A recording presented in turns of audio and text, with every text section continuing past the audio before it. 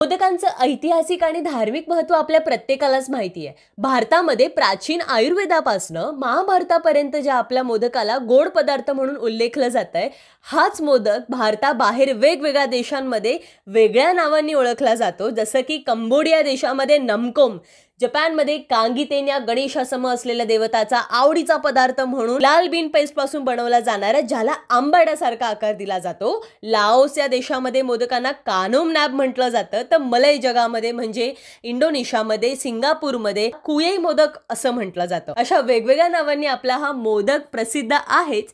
ज्याच्या नावाची तुम्ही जर फोड केली तर कळतं हा 2 शब्दांपासून तयार झाला आहे, मोडा आणि प्रमोदा, ज्याचा अर्थ हा फक्त आनंद, आनंद आणि आनंद एवढाच आहे.